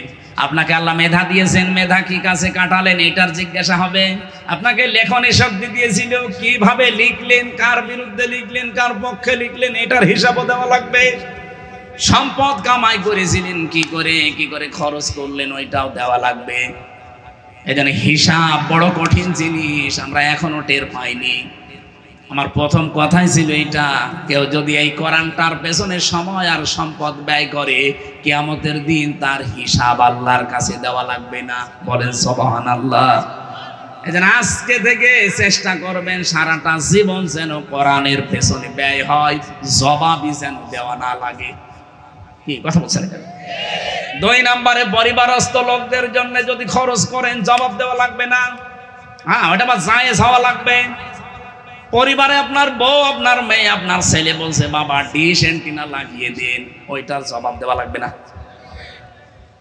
3 নম্বরে কেউ যদি জিহাদের ময়দানে টাকা পয়সা খরচ করে, সময় ব্যয় করে, তাহলে ওই সম্পদের হিসাব আল্লাহর কাছে দেওয়া লাগবে না। এই পৃথিবীতে আমার মনে হয় এখন সব চাইতে বড় জিহাদের ময়দান হচ্ছে কোরআনের ময়দান। এই কোরআনটা 54 বছর চলছে বাংলাদেশ স্বাধীন হওয়ার পরে, এখনো পর্যন্ত কায়েম হয়নি। আমি আমার বাড়িতে বলে গেলাম আমার স্ত্রীকে, আমার মেয়েকে, আমার ছেলেকে যে আমি চলে যাচ্ছি, এই কাজগুলো তোমরা করে রাখবা, আমি এসে জানো দেখি কাজ হয়ে গেছে। আমি সফর থেকে ফিরে এসে দেখি একটা কাজেও হাত দেয়নি, আমার রাগ হবে না? আসতে বলেন, হ্যাঁ কথা বলেন না কেন? কি বুঝলেন এখান থেকে? আমার মাঠের সলিমদ্দি কাজ দিয়ে গেল, পরিবারের লোক যদি কাজটা আঞ্জাম না দিয়ে ফেলে রাখে যেমন কষ্ট হয় আমার। এই জমিনটা আল্লাহ বানিয়েছে তার কোরআনে কারিমকে বিজয় করার জন্য, প্রতিষ্ঠা করার জন্য। আনাকিমুদ্দিন এ শব্দ দিয়েছেন, অথচ আজ পর্যন্ত 54 বছরে এটা কায়েম হয়নি। আল্লাহর রাগ হচ্ছে না। আপনার বিবেকে কি বলে? আল্লাহর রাগ হচ্ছে না। এরপর আল্লাহ কিছু বলে না কেন? ওনারা কিন্তু সত্যিই বলছে আমার যেমন রাগ হয়েছিল পরিবারে ফিরে যেয়ে যাই, একটা কাজও করো নাই, ফেলে রেখেছো। আল্লাহরও রাগ হচ্ছে যে 54টা বছর তোরা স্বাধীন হলি, 92% মুসলমান তোরা এখানে বাস করিস, এরপরেও কেন এটা কায়েম হয়নি? দেশটা স্বাধীন হওয়ার পর থেকে যে মানুষগুলো স্বাধীনতা পাওয়ার জন্য চেষ্টা চালিয়েছিল, এই দেশে কিছু কুলাঙ্গার সেই জাতির শ্রেষ্ঠ সন্তানদেরকে এখন কালার করার জন্য, ডিভাইডেড করার জন্য চেষ্টায় আছে। যুদ্ধ হওয়ার পরে 71 সালের 72 সালে আপনি যান, ইতিহাস আমি আজকেও পড়লাম। অধ্যাপক গোলাম আজম রহমতুল্লাহ আলাইহি সৌদি আরবে গিয়ে ওই সময় যিনি সৌদির বাদশা ছিলেন তাকে বলেছিলেন যে আপনি বাংলাদেশকে স্বীকৃতি দেন। সৌদির বাদশা ওই সময় বলেছে না, আমি দেব না, কারণ দেশটাতে বঙ্গবন্ধু ধর্ম নিরপেক্ষ মতবাদ কায়েম করেছে, আর যেটা ভারত চায় সেইটাই চলছে। আমি এ দেশের স্বীকৃতি দেব না। উনি ওই দিন প্রায় 1 ঘন্টা 10 মিনিট ধরে তাকে বুঝিয়েছিলেন যে আপনি শুধু বঙ্গবন্ধু আর ভারতের দিকে তাকিয়ে যদি দেশটার স্বীকৃতি না দেন, এখানে 92% মুসলমান বাস করে। এই মুসলমানগুলো আস্তে আস্তে দিন যত যাবে তারা ধর্ম নিরপেক্ষ মতবাদের এই চাপায় পড়ে শেষ পর্যন্ত ওরা আল্লাহর সাথে শিরিক করবে। আপনি কিয়ামতে জবাব দেবেন কি? আপনি জবাব দেবেন কি বলেন? উনি যখন জবাব দিতে পারে না, উত্তর দিতে পারে না, শেষ পর্যন্ত বলেছে ঠিক আছে আমি স্বীকৃতি দিলাম। এই স্বীকৃতি আদায় করার জন্য বাংলার যে শ্রেষ্ঠ সন্তান চেষ্টা চালিয়েছে ভাষা সৈনিক, আজ তাকে কালার করার জন্য কিছু কোলাঙ্গার ফুটে পড়ে লেগেছে। এই কথা বলেন না কেন? পাকিস্তানের যারা সহযোগী রাজাকারদের, আরে ভাই ওই সময় যারা যুদ্ধ অপরাধ করেছে তারা হচ্ছে পাকিস্তানের সেনারা। আর ওই সময় এই দেশে যাদের নামে মামলা হয়েছে, আমি আজকেও পড়লাম 37,471টা মামলা হয়েছিল। 37,471টা মামলা হয়েছিল ওই সময়। আপনি পুরা মামলার একটা একটা করে সব আমি কপি করে রেখেছি। আজকে পুরাটা আজ দিনের বেলায় পড়লাম, একটা জামাতের কর্মীর নামে, নেতার নামে কোনো মামলার তালিকা নেই। আপনি এরপরেও কেন মিথ্যা তহমতে 54 বছর দিয়ে যাচ্ছেন এই মাজলুম দলটার উপরে বলেন? আর একটা মীমাংসিত জিনিস আবার সামনে নিয়ে এসে কোন কারণে বাতিলদেরকে আমাদের বিরুদ্ধে, এই দেশের জনগণের বিরুদ্ধে লাগাতে চান? যারা বলে এই দেশের মানুষ পাকিস্তানপন্থী, এ কথা যারা বলবে অবশ্যই তারা ভারতপন্থী। এই কথা বলেন না কেন? আমার মনে হয় যারা ভারতপন্থী, ভারত প্রীতি দেখাবে, এসেছেই হোক, উপদেষ্টা হোক আর দেশের যেই হোক, করে ন্যাংটা করে পিটানো লাগবে। নাউজুবিল্লাহ, ন্যাংটা করে পিটানোর কথা বলেছে। নাউজুবিল্লাহ, দেশ যে ডিভাইডেড করে দিচ্ছে, এই ভুয়া ধোয়া তুলেই তো 54 বছর আমাদেরকে আলাদা করে রেখেছিল। এই কথা বলেন না কেন? কোরবানির ইতিহাস শুনতে আসে, আজকে আসার সময় কানে কানে বলছে হুজুর কোরবানির কথা বলবেন। আরে ভাই, কোরবানি কি বোঝেন আপনি? যার কাছ থেকে আপনি কোরবানি পেলেন তিনি আমাদের জাতির পিতা ইব্রাহিম আলাইহিস সালাম। উনি যখন সন্তানের গলায় ছুরি লাগাবেন, ওই সময় আমার আল্লাহ তাকে ডাক দিয়ে কি বলেছিলেন, ওইটা যদি বাংলাদেশে আজ মেনে নিতে পারেন, আল্লাহর কসম এই কোরবানির আগে এ দেশে ইসলাম কায়েম হয়ে যাবে। আর তো 22 দিন আছে, 22 দিনে কায়েম করা সম্ভব। আপনি একটু মিলান, ওটা আছে সূরা সফফাতের ভেতরে আছে, ফালাম্মা আসলামা ওয়া তাল্লাহু লিল জাবিন। ভালো করে খেয়াল করুন, আল্লাহ বলেন ফালাম্মা, অতঃপর যখন, আসলামা 2 বছর, আল্লাহ বলেন দুইজনেই যখন এগ্রি হয়ে গেছে, রাজি হয়ে গেছে, সম্মত হয়েছে, ওয়া তাল্লাহু লিল জাবিন, এবং তার সন্তানটাকে জবাই করার জন্য যখন রাজি, একজন রাজির কথা আল্লাহ বলেন নাই, আসলামা 2 বছর। হযরত ইব্রাহিম 86 বছর বয়সে সন্তানটা পেয়েছিলেন। তিনি এই সন্তানকে জবাই করার জন্য যখন রাজি। 2 নম্বরে ইসমাইল নবী, এত শখের এত আদরের সন্তান, 13 বছর বয়স মাত্র। আপনি চিন্তা করতে পারেন পৃথিবীতে সবচেয়ে বেশি সৌন্দর্যের অধিকারী করেছিলেন আল্লাহ নবীদেরকে, তিনি নবী, সন্তানটাও নবী। কত সুন্দর হতে পারে চেহারা, তাও 2 বছর 5 বছর বিয়ের পরে না, 86 বছর পরে হওয়া। কত আদরের ধন। উনিও যখন রাজি, চিন্তা করলেন না আমি জবাই দেব না এখন, যেহেতু চোখ বাঁধা ছিল, জবাই দেওয়ার জন্য তিনি নিয়ত করেছিলেন। কিন্তু ছুরিটা প্রথমে ওই যে পাথরের উপরে যখন নিক্ষেপ করলেন, পাথর কেটে গেছে। মনে মনে ভাবলেন দুইজনেই তো আমরা রাজি আছি, আমার সন্তানটা রাজি হইল কেন, আমি এটা দেখব। এবার আসেন তো আমি মূল কথা যেটা বলার জন্য আয়াতটা পড়েছিলাম, হযরত ইসমাইলও রাজি, ইব্রাহিমও রাজি, দুইজনেই যখন রাজি, আল্লাহ তখন কিন্তু ডাক দিয়েছেন, আগে ডাক দেননি। রব্বি হাবলি মিনাস সালিহিন, তিনি দোয়া করেছিলেন রব্বুল আলামিন আমাকে একটা নেককার সন্তান তুমি উপহার দিও। ফাবাশশারনাহু বিগুলামিন হালিম, আল্লাহ পাক বলেন, হ্যাঁ আমি তোমাকে একটা হালিম সন্তানের, গোলামিন হালিম মানে ধৈর্যশীল সন্তানের সুসংবাদ তোমারে দিলাম। উনি এইটা মনে রেখেছিলেন। এটা তাফসিরে খাজানের ভেতরে আমি পড়েছি, হযরত ইব্রাহিম মনে রেখেছিলেন যে আল্লাহ আমাকে গোলামিন হালিম দিয়েছে। এটা কি চাচা হালিম না মামা হালিম? গোলামিন হালিম, আমাকে সহনশীল একটা পুত্র সন্তানের সুসংবাদ দিল। এই যে কেমন হালিম আমি দেখব। এই জন্য নাকি যখন আল্লাহ স্বপ্ন দেখিয়েছিলেন যে প্রিয় বস্তু কোরবানি করো, তিনি উট চালাচ্ছিলেন, কোরবানি কবুল হয়নি। ফালাম্মা বালাগা মাআহু সা'য়া ক্বালা ইয়া বুনাইয়া ইন্নী আরা ফিল মানামি আন্নী আযবাহুকা ফানজুর মাযা তারা। আমি কয়েকটা শিক্ষা এখান থেকে বের করতে পেরেছি, দেখেন তো আপনি মিলাতে পারেন কিনা। সন্তানটা যখন একটু নড়াচড়া করা, বাবার কাজে লাগার মতো বয়স হয়েছে 12-13 বছর, আল্লাহ তখনই কিন্তু স্বপ্ন দেখালেন, ডাক দিয়ে বললেন প্রিয় বস্তু কোরবানি করো।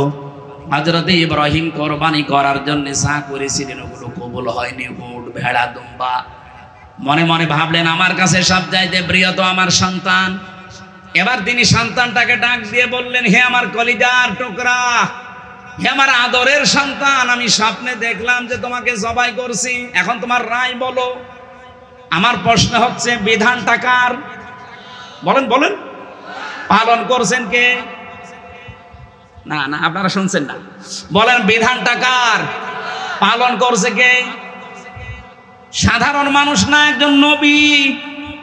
হযরত ইব্রাহিমের পুরা জীবন আল্লাহ কোরআনে দিয়েছেন।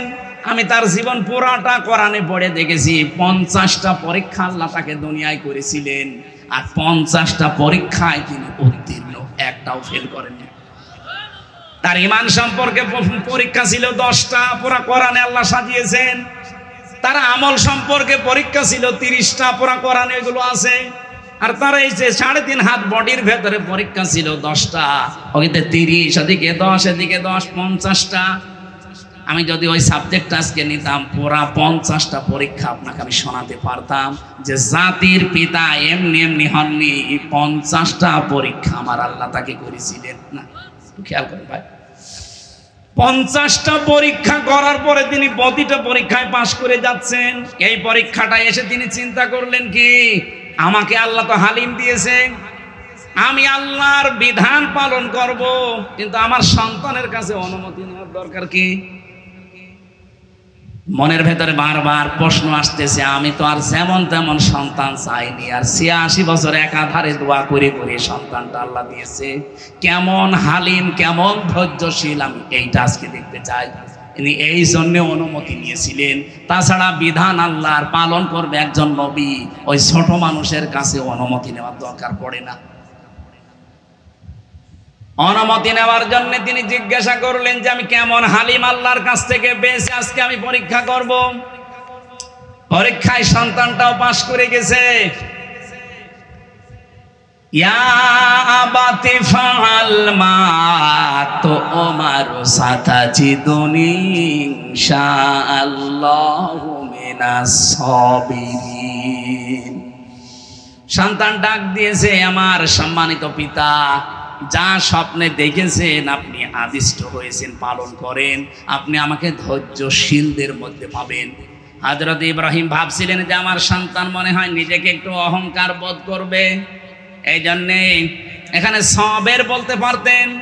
সাবিরিন বলার পরে ইব্রাহিম আলাইহিস সালাম তিনি খুশি হয়ে গেছেন, না, আমার সন্তান যেমন তেমন আল্লাহ দেয়নি, এ হালিম যা দিয়েছে আসলে এটা হালিম। তিনি নিজেকে অহংকার মুক্ত করার জন্য সবের বলেন নাই, বলেছেন সাবিরিন। আমার মতো বহু ধৈর্যশীল দুনিয়ায় আছে, এর আগে বহু ধৈর্যশীল ভাবে আল্লাহর রাস্তায় জীবন দিয়েছে, আমিও দিলাম। তাদের ভেতরে আমি একজন, আমার ভেতরে কোনো অহংকার নেই। হযরত ইসমাইলকে তিনি শুইয়ে দিলেন। আমার আল্লাহ আসলামার ব্যাখ্যা দেওয়ার জন্য আমি কিন্তু এ পর্যন্ত বারবার নিয়ে আসতে চাচ্ছি আপনাদের। দুইজনেই যখন এগ্রি হয়ে গেল, রাজি হয়ে গেল, তখন আমার আল্লাহর বিধান তাদের জন্য পালন করা সহজ হয়েছে। আজ বাংলাদেশে মনে করেন যারা আমরা টুপি মাথায় দেয় শুধু, ওখান থেকে আপনি কি পেলেন? যদি ইব্রাহিম নবী বলতেন আমি 50টা পরীক্ষায় জীবনে কোনোদিন ফেল করিনি, আজকেও করব না, আমি জবাই দেবই। ইসমাইল যদি বলতেন না আমি জবাই হব না, আমি দৌড় দিলাম, জবাই হতো। বলেন বলেন, আল্লাহর বিধান পালন করা সম্ভব হতো? হতো না। ইসমাইল নবী যদি বলতেন যে আমি তো সাবিরিনদের ভেতরে একজন, ঠিক আছে আমি গলা দিয়ে দিলাম, যা ভালো লাগে করেন। ইসমাইল নবী যদি বলতেন না, ইব্রাহিম যদি বলতেন আমি এত আদরের সন্তান জবাই করব না, আল্লাহর বিধান পালন হতো। জবাব দেন, বলেন কি বুঝলেন এখান থেকে? দুইজনেরই রাজি হওয়া লাগবে। বাংলাদেশে আগামীতে 300 জন মানুষ দায়িত্বে যাবে, এরা যদি ইব্রাহিম নবীর ভূমিকায় আসতে পারে, 18 কোটি মানুষ আমরা যদি ইসমাইল নবীর ভূমিকায় আসতে পারি, আল্লাহর বিধান এই দেশে কায়েম করা সহজ। কথা বোঝা যায়নি? এটাই কোরবানির শিক্ষা। এটা তো নিতে পারবেন না, ঠিক আছে?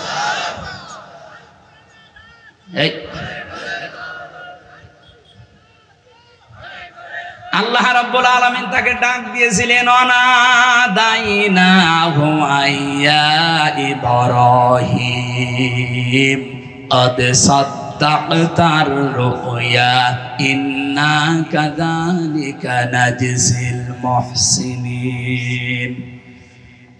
আল্লাহ যদি শুধু ইব্রাহিম আর ইসমাইলকে শেষ করে দিতেন তাহলে পরের এই শব্দগুলো বলতেন না। আল্লাহ সঙ্গে সঙ্গে ডাক দিয়েছেন, দুই বাপ বেটার যখন এগ্রি হওয়া, রাজি হওয়া, সমর্থন হওয়া, সম্মত হওয়া দেখে আল্লাহর এত পছন্দ হয়েছে যে ইব্রাহিমও রাজি, ইসমাইলও রাজি, যা তোদের আর লাগবে না এই কাজ করার, তোদের মন দেখে আমি আমার বিধানটা পূরণ করে দিলাম। আমার আল্লাহ পূরণ করার জন্য কি পাঠিয়েছিলেন? দুম্বা। বলেন বলেন, আরো জোরে বলেন, অনাদাইনাহু আইয়া ইব্রাহিম কদ সাদ্দাকতার রুয়া। হে ইব্রাহিম, আমি তোমাকে ডাকলাম, তোমাকে যে স্বপ্ন দেখিয়েছিলাম তুমি স্বপ্নকে সত্যে রূপ দিয়েছো। তুমি শুধু না, ইন্না কাযালিকা নাজিজিল মুহসিনিন, কিয়ামত পর্যন্ত যারা মুহসিন বান্দা তাদেরকে আমি আল্লাহ এইভাবে পুরস্কার দেব। হয়তো 2732 জন মানুষ জীবন দিয়ে গেল এই বাংলাদেশের বৈষম্য দূর করার জন্য, এদের জীবন পর্যন্ত কোরবানি করে গেল। এখন যারা আসবেন দায়িত্বে, ইব্রাহিমের ভূমিকা পালন করা লাগবে। যারা আমরা এখন জনগণ বেঁচে আছি, অন্তত আমরাও কিন্তু এই 2732 জনের ভেতরে পড়ে যেতে পারতাম। আল্লাহ আমাদেরকে এখন ওর ভেতরে না ফেলে বাঁচিয়ে রেখেছেন। এই মুহূর্তে আহ্বান জানাচ্ছি, দল মত সব ভুলে যান, জাতি বর্ণ ধর্ম নির্বিশেষে ইসমাইল নবীর ভূমিকায় আসেন। আমার আল্লাহ তার বিধান এই দেশে কায়েম করে দেবে। আর যেহেতু সময় 22 দিন আছে, আমরা চাই এই 22 দিনের ভেতরে দেশটা যেন পরিবর্তন হয়ে যায়। ইব্রাহিম আর ইসমাইলের ভূমিকা আমরা যদি সত্যি দেখাতে পারি, আর এটাও অত সহজও না, এই জন্য আল্লাহ কাযালিকা নাজিজিল মুহসিনিন এটা দেওয়ার পরে জানিয়েছেন, ইন্না হাদা লাহুয়াল বালাউল মুবিন, অবশ্যই এটা সুস্পষ্ট বিশাল পরীক্ষা। এই বিশাল পরীক্ষা আমাদের সামনে যেহেতু চলে এসেছে, এই কঠিন পরিস্থিতিতে আমাদের উচিত হবে পৃথিবীতে সবচাইতে প্রিয় যেমন ইসমাইল ছিল, আমাদের জীবনেও সবচাইতে প্রিয় যা আছে সেগুলো সামনে এখন পেশ করা লাগবে। সূরা আলে ইমরানের এই 92 নম্বর আয়াতে সেইটাই আল্লাহ জানিয়েছেন, লান তানালুল বিররা হাত্তা তুনফিকু মিম্মা তুহিব্বুন। কখনোই নেকি পাবে না। এখানে লান তানালুল বিররা দিয়েছেন। বিররুন শব্দের অনেকগুলো অর্থ আমি পেয়েছি। বিররুন মানে নিজেকে সৎ কাজের জন্য বিলিয়ে দেওয়া। বিররুন মানে এটা জান্নাতের একটা বাগানের নাম। বিররুন মানে নেক কাজ। বিররুন মানে জনকল্যাণে নিজেকে সম্পৃক্ত করা। এটা ইবনে কাসিরের বর্ণনা বলছি। আল্লাহ বলেন কখনোই নেকি পাবে না, কখনোই জান্নাত পাবে না, কখনোই জান্নাতের পরিপূর্ণ নাজ নিয়ামত তোমার ভাগ্যে জুটবে না যতক্ষণ সবচাইতে প্রিয় জিনিস তুমি আল্লাহর জন্য না দেবে। এই পৃথিবীতে এখন আমাদের কাছে বলেন তো সবচাইতে প্রিয় জিনিস কি? যে যেখানে আছেন তার কাছে সবচাইতে প্রিয় হবে তার জীবনটা। কথা বলেন না কেন? বলেন বলেন। আমাদের জীবনটাই যদি সবচাইতে প্রিয় হয়, এইটাও যদি আল্লাহর রাস্তায় পরিপূর্ণভাবে না দিলে, আমার আল্লাহর নেকি পূর্ণাঙ্গ না দেন, সওয়াব পূর্ণাঙ্গ না দেন, তাহলে জীবনের বাকি যে মহাব্বত একেবারে সর্বোচ্চ চূড়ার পাশ থেকে আস্তে আস্তে যেগুলো একটু নরমালি আছে, এগুলো তো মাস্ট বি আল্লাহর জন্য দেওয়াই লাগবে। এই জন্য এখন থেকে আমার সময়, আমার চিন্তা ভাবনা সব কিছু কোরবানি করার জন্য প্র্যাকটিস করেন। যেহেতু মাত্র 22 দিন আছে এবারের কোরবানি, আর এই গত বছরের কোরবানির মতো যেতে দিতে চাই না। এমন কোরবানি করব বাংলাদেশে কোরবানি যেন ইতিহাস হয়ে থাকে। অলিকুল্লি উম্মতি জাআলনা মানসাকান লিয়াযকুরু ইসমাল্লাহি আলা মা রাযাকাহুম মিন বাহিমাতিল আনআম। সূরা হজের 34 নম্বর আয়াতে আল্লাহ জানিয়েছেন, প্রত্যেকটি জাতির জন্য আমি কোরবানির বিধানটা দিয়েছিলাম। আদম নবী থেকে আরম্ভ হয়েছে, আজকে পর্যন্ত চলছে, কিয়ামত পর্যন্ত এই বিধান চলবে। কি এমন গুরুত্বপূর্ণ বিধান যে এতদিন আছে, এখনো চলছে, চলবে? কি আছে এর ভেতরে? আমরা দেখি কোরবানি মানে বিশাল গরু জবাই করে খেয়ে ফেলা। না ভাই, এটার নাম কোরবানি না। লা ইয়ানালাল্লাহু লুহুমুহা ওয়ালা দিমাউহা ওয়ালাকিন ইয়ানালুহুত তাকওয়া মিনকুম। তোমাদের রক্ত, গোশত, চর্বি, চামড়া এগুলো আল্লাহর কাছে যায় না, যায় শুধু তোমাদের ভেতরের তাকওয়া। কোরবানির আসল উদ্দেশ্য কিন্তু তাকওয়া। এখন এই তাকওয়াটা নিয়ে আমাদের দেশে ভেজাল আছে। আমরা শুধু পোশাকের তাকওয়া খুঁজি। তাকওয়া মানে যোগ্য। কি বললাম? বলেন বলেন। তাকওয়া মানে যোগ্যতা সম্পন্ন আপনাকে হওয়া লাগবে। সুতরাং এই দেশে যে যে জায়গায় আমরা আছি, ওই জায়গায় আমাদেরকে যোগ্যতা সম্পন্ন হওয়া লাগবে, সৎভাবে। যতগুলো মানুষ আজ দায়িত্বে আছে এই দেশে, প্রায় 1628 জন মানুষ এখনো দায়িত্বে আছে। এ মানুষগুলো যদি যোগ্য হয় ওই জায়গায় এবং সৎ হতে পারে, আল্লাহর কসম সামনে দিন বিজয় কেউ আটকাতে পারবে না। আর এই তাকওয়া দরকার এখন সামনে এই কোরবানিতে। আপনি একেবারে সেই প্রথম দিন থেকে আরম্ভ করেন কোরবানি, নাকি বাড়ি চলে যাবেন? আর একটু শোনা যাবে না? আল্লাহ যেহেতু মেন জিনিসটা, ভালোবাসার জিনিসটা না দিলে তিনি পরিপূর্ণ সওয়াব দেবেন না, আর কল্যাণ আপনাকে দান করবেন না। এদের শানে নজরুলের ভেতরে হযরতে তালহা রাদিয়াল্লাহু তাআলা আনহুর জীবন থেকে কিছু কথা তাফসীরে ইবনে কাসিরে এসেছে, হযরতে ওমরের জীবন থেকে কিছু কথা এসেছে, হযরতে ওসমানের জীবন থেকে কিছু কথা এসেছে। তাফসীরে ইবনে কাসিরে আপনি শানে নজরুলটা পড়বেন। আমার ওইটা উদ্দেশ্য না, আমার উদ্দেশ্যটা এই তাকওয়াটা বাস্তবে নিয়ে আসা। আমরা কি মনে করি আর আল্লাহ কি বোঝাতে চেয়েছেন, একেবারে প্রথম দিন থেকে আপনি একটু ধরেন। সূরা মায়দার 27 নম্বর আয়াতে তথ্যটা পাবেন। আতলু আলাইহিম নাবা বানাই আদামা বিল হক। হে নবী, আপনি তেলাওয়াত করে করে আদম নবীর 2 সন্তানের কাহিনী আপনার ছেলেদের, মেয়েদের, আপনার উম্মতদেরকে শোনান। আপনার উম্মত বলে যারা দাবি করে তাদেরকে যথাযথভাবে হক আদায় করে কাহিনীটা শোনান। কি আছে এই কাহিনীর ভেতরে? আমরা তো সে জন্মের পরে শুনি হাবিল কাবিলের কাহিনী, যে তারা কোরবানি করেছিল চাটিয়াল ময়দানে। তাদের নিয়ম ছিল চাটিয়াল ময়দানে পশু জবাই করে রেখে আসতো। যারটা হালাল, যার টাকা হালাল, জীবন পবিত্র, আকাশ থেকে আগুনের ঝলক এসে ওটা পুড়িয়ে ফেলতো। আর যার হারাম টাকা তারটা পড়তো না। আমার মাঝে মাঝে আয়াতটা পড়ার পরে মনে হয়, বাংলাদেশে যদি এই শরীয়ত এখন থাকতো, কত আল্লাহর ওলি যে ধরা খেত। এক কথা বলছে না কেন? 2.5 লাখ টাকা দিয়ে কোরবানি কেনা না, ধরা খেয়ে বসে থাকতো। কারণ এরকম ময়দানে রেখে যেতেন, আগুনের ঝলক আসতো, পুড়িয়ে ফেলতো ওইটা। যার টাকা হালাল, যার জীবন পবিত্র, তখন সব ধরা পড়ে যেত না? বলেন।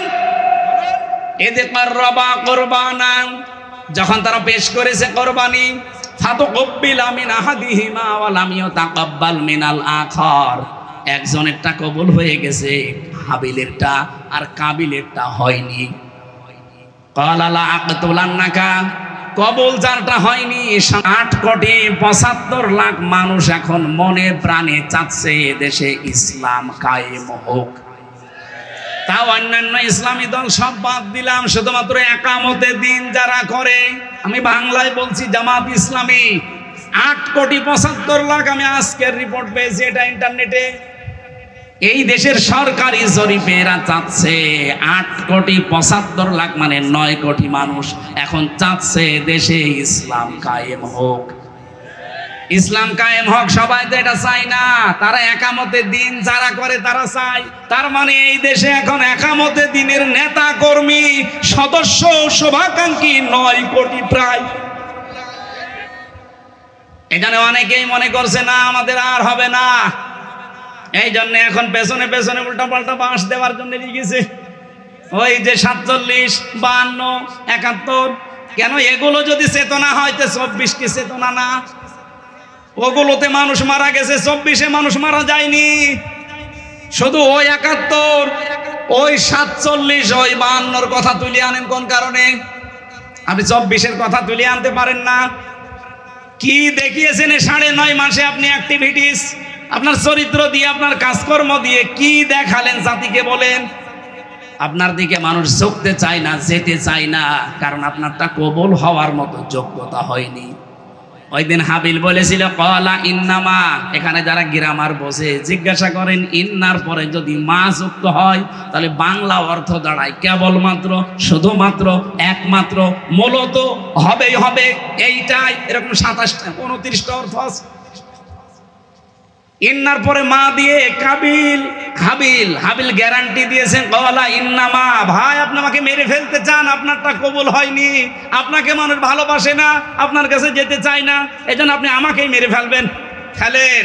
কিন্তু এই পৃথিবীতে শুধুমাত্র মুত্তাকি যারা, ইয়াতাকাব্বালুল্লাহু মিনাল মুত্তাকিন, দুনিয়ায় যারা মুত্তাকি হবে তাদেরটাই শুধু আল্লাহ কবুল করছে এবং করবে। এই জন্য ইয়াতাকাব্বালু এটা মোসারে, বর্তমান ভবিষ্যৎ, প্রেজেন্ট ফিউচার। ও বাংলার মুসলমানেরা যত ষড়যন্ত্র করেন বিভিন্ন দাদাদের পরামর্শ নিয়ে, আমরা জানি এখন কত মানুষ কত জায়গা থেকে ফাঁদে পড়েছে, তাদের চরিত্রের ফাঁদে পড়েছে, বিভিন্ন সংস্থার ফাঁদে পড়েছে, বিভিন্ন দাদার ফাঁদে পড়েছে। এর আগে যারা ফাঁদে পড়েছিল তারা এখন মরেছে, আপনিও মরবেন। আপনি যদি মোকাবেলা করতে চান চরিত্র দিয়ে করেন, কাজ দিয়ে করেন। এই কথা বলেন না কারো। যাদের নামে উল্টা পাল্টা দোষ দেন, আরে ভাই আমি কোরআন সামনে নিয়ে বলছি, একটা দোষ দেখান তো যে তারা বিড়ি খায়, তারা সিগারেট খায়, তারা জেনা করে, তারা মদ খায়, তারা মানুষের কাছে চাঁদাবাজি করে, টাকা পয়সা মেরে খেয়েছে, বোনের সম্পদ দেয়নি। একটা দেখাতে পারলে আমি আজকে থেকে কথা বলা বন্ধ করে দেবো, দেখান। আর যারা ওই কথা বলে তাদের চরিত্রের দিকে আপনি তাকান, কুকুরও তো নিচে নামে না। হাবিল এমনি বলে না যে ভাই আপনি আমাকে মেরে ফেলতে পারেন, কিন্তু আল্লাহ কবুল করে থাকে শুধু মুত্তাকিদের ইবাদত, বন্দেগী, কাজ কারবার, অ্যাক্টিভিটিস। এখন মুত্তাকি কি? ওই যে বাংলা বললাম যে যোগ্যতা অর্জন করা লাগবে। ফাত্তাবিউস সিরাতাল আযম, মুসলিম শরীফের হাদিস। নবীজি বলেন তুমি যখন দেখবে যেই দলের দ্বারা তাড়াতাড়ি ইসলাম কায়েম করা সম্ভব, তোমরা চোখ কান বুঝে ওই দলকে সাপোর্ট করবা, পেছনে থাকবা। এই হাদিস এখন আমি বানালাম। বলেন ফাত্তাবিউস সিরাতাল আযম, অনুসরণ করো তাদেরকে, তাদের পেছনে থাকো যাদের দ্বারা সম্ভাব্য দ্রুত ইসলাম কায়েম হওয়া সম্ভব। বাংলাদেশে 73টার উপরে দল আছে। আপনি নিজের মন থেকে বলেন এই দেশে দ্রুত একেবারে মসজিদ থেকে সংসদ পর্যন্ত সেক্টরে সেক্টরে চালাতে পারে এই দেশের কোন দল, আপনি সেটাকে সাপোর্ট করবেন। যোগ্যতা সম্পন্ন হওয়া লাগবে মসজিদ থেকে একেবারে সংসদ পর্যন্ত, প্রত্যেকটি সেক্টরে যারা আছে এরকম সৎ থেকে জীবনযাপন করছে এই 54 বছরে এবং সামনেও করতে পারবে। আদেশ দিয়ে গেলাম এবং অনুরোধ করে গেলাম আপনি এই কোরবানিটা এবার করেন, নাই তো কাবিলের মতো আপনি যতই হাব ভাব দেখান না কেন মেরে ফেলতে পারবেন কিন্তু কবুল হবে না। হাবিল ওই দিন বলেছিল লাইম বাসাত্তা ইলাইয়া ইয়াদাকা লিতাকতুলানি মা নাবি বাসিতি ইয়াদি ইলাইকা আকতুলাক লিআকতুলাক ইন্নী আখাফুল্লাহ রাব্বাল আলামিন। আপনি যদি হাত প্রসারিত করেন, আজ কত মানুষ বিভিন্ন জায়গা থেকে হাত প্রসারিত করতে আসে ইসলামের দিকে। ও বাংলার মুসলমানেরা, খুব চিন্তা ভাবনা করে বলছি, অনেক কিছু ভেবে চিনতে বলছি, আপনি কিন্তু আবার মার খাবেন। 15.5 বছর না, এবার 32 বছর মার খাওয়া লাগবে। এই জন্য সব বাদ দিয়ে দেন। কার আকীদা ভালো, কার আকীদা খারাপ, ওগুলো বাদ দেন। অন্তত মুসলিম যারা এক হয়ে যান। কথা বলছে না কেন? এই দেশের নাগরিক আমরা যারা বৈধ, তারা এক হয়ে যান। নয়তো যা আরম্ভ করেছে বিশ্ব, আপনি কি মনে করছেন শুধু আমাদের প্রতিবেশীরাই হারামি? না, আরো হারামি আছে। সব হারামি এখন এক হয়ে যাচ্ছে। আমাদের উচিত হবে এই মুহূর্তে এই দেশের যারা বৈধ নাগরিক সব, আমার মনে হয় এক হয়ে যাওয়া দরকার। তাহলে 54 বছরে ওটা যেটা করতে পারেনি, সামনে কিন্তু করে ফেলবে। আমরা এখন সাবধান হব, যে যা করছে মুখ বন্ধ রাখবো। লাইম বাসাত্তা ইলাইয়া এদা কালি আকতুলা। যদি আপনি হাত প্রসারিত করেন আমাকে মেরে ফেলার জন্য, কত কিছু প্রসারিত করছেন, করেন, আমরা চুপ করে আছি। আমরা চাই আগামীতে কোরআনকে তার জায়গা মতো পৌঁছিয়ে দিয়ে একবারে মুখ খুলবো। একবারে মুখ খোলা যাবে না। ইন্নী আখাফুল্লাহ রাব্বাল আলামিন, অবশ্যই আমি ভয় করি কাকে? ভয় মানেই তো আমরা বুঝি না তাকওয়া মানে। এই একটা ব্যাখ্যা বললাম, তাকওয়ার যোগ্য। সুতরাং এই মসজিদ থেকে সংসদ পর্যন্ত যারা যোগ্য, আপনি তাদের পেছনে থাকবেন, এদেরটাই কবুল হওয়ার সম্ভাবনা সবচাইতে বেশি। 2 নম্বরে তাকওয়ার ব্যাখ্যা হচ্ছে, নিষিদ্ধ কাজ আল্লাহর যেটা যেটা আছে শুধু ছেড়ে দেবেন না, ওটা ঘৃণা করে ছেড়ে দেবেন, এর নাম তাকওয়া। আল্লাহর নিষিদ্ধ কাজ এই দেশে আছে না? এই কথা বলে না কেন? এই যে মোবাইল, কম্পিউটার, ল্যাপটপ, টেলিভিশনে যারা এমন এমন জিনিস দেখেন যেটা অন্য দেখলে আপনার লজ্জা লাগে, নিজে নিজে দেখলে ভালো লাগে, আরাম লাগে, আনন্দ লাগে, এটা পাপ। এরকম কোন দৃশ্য যদি সামনে চলে আসে, আজকে থেকে তওবা করেন যে না, আমি ওই রকম কিছু আর দেখবো না। ঘৃণা করে ছেড়ে দেবেন, দেখবেন একটা অনির্বচন সুখ, আলাদা একটা শান্তি আল্লাহ আপনাকে দান করবে। পরকীয়া প্রেম যারা করেন না, এই এলাকায় সব নেই, এই মুহূর্তে নিজেকে কন্ট্রোল করেন ভাই। মেয়েলি বিষয়, এটা কিন্তু শয়তানের মারাত্মক একটা জাল। ইন্না কায়দা কুন্না আযীম। আল্লাহ মেয়েদের চক্রান্তকে বলেছে এটা ভয়ঙ্কর, আর শয়তানের চক্রান্তকে বলেছে ইন্না কায়দা শাইতানি কানা দাঈফা। দুর্বল না, দাঈফ, একেবারেই দুর্বল শয়তানের চক্রান্ত। এই জন্য মেয়ে লোকের ফাঁদে যদি কেউ পড়ে যান, মোবাইলে হোক, কম্পিউটারে হোক, বিভিন্ন কায়দায়, ফেসবুকে, ইমোতে, মেসেঞ্জারে, এক্ষুনি থেমে যান। আপনি টের পাচ্ছেন না? ওই যে বিভিন্ন সাংবাদিক মাঝে মাঝে রেকর্ড করে রাখে, দেখেন না, ছেড়ে দেয়। টাকলা মোরাদের মাত্র 6 মিনিট 32 সেকেন্ড ফাঁস হয়ে সব হারিয়েছে। আর আমাদেরও যদি ফাঁস হয়ে যায় না, সব হারিয়ে ফেলবে। এজন্য অনেকে এখন চুপ করে আছে, কারণ এদের অনেক কিছু রেকর্ড হয়ে আছে। কিন্তু আমাদের তার রেকর্ড নেই, আপনি কি ফাঁস করবেন? চরিত্র যাদের ঠিক আছে এদের তো কিছু রেকর্ড নেই, যাদের চরিত্র শেষ তাদের তো রেকর্ড আছে। এই জন্য চরিত্রকে ঢেকে রাখার জন্য এখন এই হাবিলের মতো মানুষ যারা তাদের বিরুদ্ধে অপপ্রচার আরম্ভ করেছে, তাদের উপরে তীর নিক্ষেপ করা আরম্ভ করেছে। আল্লাহ আমাদের সামনের এই কোরবানি আমরা যেন তাকওয়া অর্জন করি, আল্লাহর নিষিদ্ধ কাজগুলো ঘৃণা করে ছেড়ে দেওয়ার মাধ্যমে এই কোরবানি সামনে দিতে পারি। বলেন আমিন। 4টা কাজ যদি জীবনে কেউ করতে পারে, তার কোরবানি কবুল হবে। 1 নম্বরে আল্লাযীনা ইযা যুকিরাল্লাহু ওয়াজিলাত কুলুবুহুম ওয়াস-সাবিরিনা আলা মা আসাবাহুম ওয়াল মুকিমিস সালাত ওয়া মিম্মা রাযাকনাহুম ইনফিকুন। সূরা হজের 35 নম্বর আয়াত। আপনারা এই আয়াতগুলো বাড়িতেছে একটু মিলিয়ে দেখবেন, কোরবানি আপনি সামনে যেটা দিচ্ছেন বা দেবেন এটা কবুল হবে কিনা। আমরা আর বেশি দূর যেতে চাচ্ছি না, অনেক রাত হয়ে গেছে। কোরবানির এই শিক্ষা, তাকওয়া। ও আমার এই লিখিত বই আছে গাড়িতে, মেয়েদের উপরে লেখা, এটা ছেলেদের না, মেয়েদের উপরে লেখা। আপনারা এখান থেকে যাওয়ার সময় নিয়েছেন। আল্লাহুম্মা আমিন। লা ইলাহা ইল্লা আনতা সুবহানাকা ইন্নী কুনতু মিনাজ জালিমিন। আল্লাহুম্মা গফিরলি ওয়ারহামনি ওয়াহদিনি ওয়াফিনি ওয়ারযুকনি ইয়া রাব্বাল আলামিন। সারাটা জীবন অপরাধ করে আল্লাহ, রাত 12টা বেজে যাচ্ছে, 5-7 মিনিট পরে তাহাজ্জুদের নামাজের সময় শুরু হয়ে যাবে। এই জন্য আমরা শেষ করে দিয়েছি, যতটুকু পারলাম আইলে আয়াত থেকে যে শিক্ষাটা পেয়েছি এই শিক্ষাগুলো আমাদের জীবনে বাস্তবায়ন করে দাও। এ বিশাল